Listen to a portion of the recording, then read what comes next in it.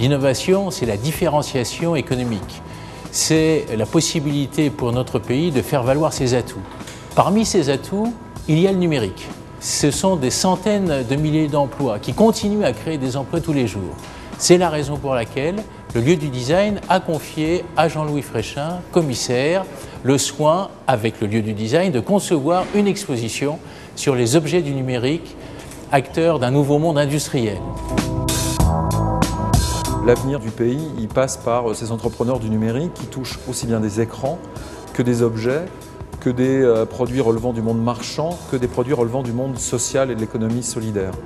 Dans cette nouvelle économie numérique, il y a tout ce qui fait la force du réseau et de l'Internet, c'est-à-dire des cohabitations nouvelles, les services, les produits, les objets, les gens, la société et le marché. On a des services qui sont des services immatériels sur Internet, des objets connectés, on parle beaucoup de technologie, de liens, et là l'idée c'était vraiment de venir recentrer l'utilisateur dans cette scéno.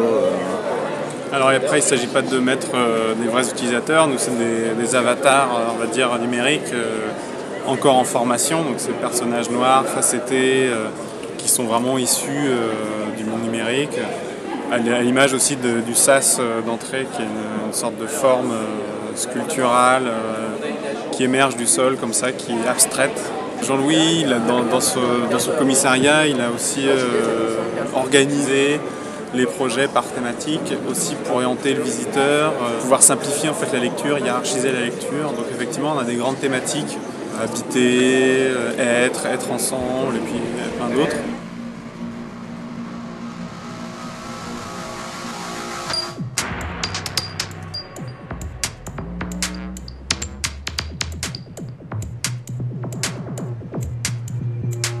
On est présent aujourd'hui pour présenter notre robot Jazz.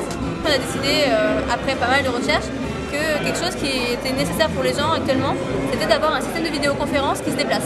C'est un robot qui est complètement abouti, avec une caméra, un micro, des haut-parleurs, et qui est contrôlé à distance en Wi-Fi. On a vraiment mis l'accent sur le design. Étant donné que c'est un robot, il fallait faire en sorte qu'il soit sympathique, qu'il soit joli à l'œil, et ça, je pense que ça correspond parfaitement à l'idée de l'exposition.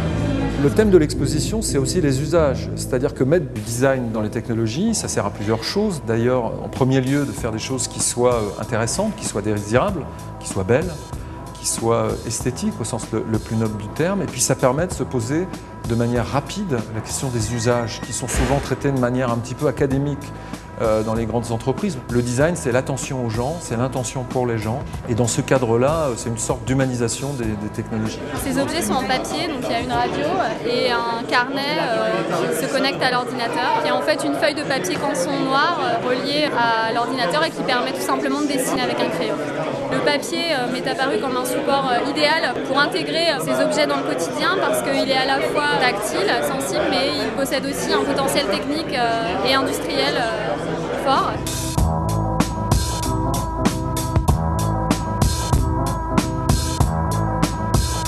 On est ici pour essayer de montrer une approche nouvelle de la production d'objets et dans laquelle l'utilisateur en fait pourrait avoir une incidence dans le processus de création. L'idée c'est d'interagir très simplement avec son corps, c'est de trouver un élément d'interface qui ne soit pas le crayon ou la souris, mais de venir tout simplement déplacer son corps dans l'espace pour moduler la forme d'une lampe.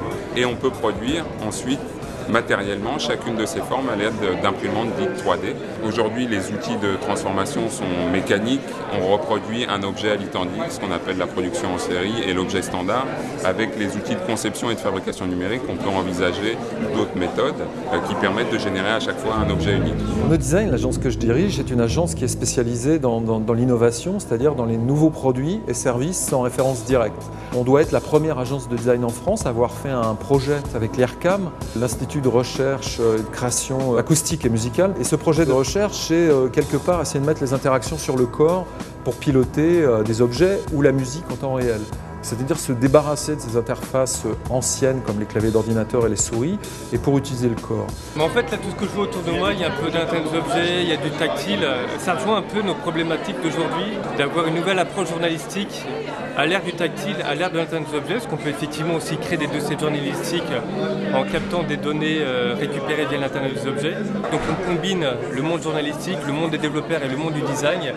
On mixe tout ça et on essaie de créer de bels objets journalistiques, soit tactiles sur le web, sur le mobile, pour offrir une nouvelle forme d'expérience journalistique.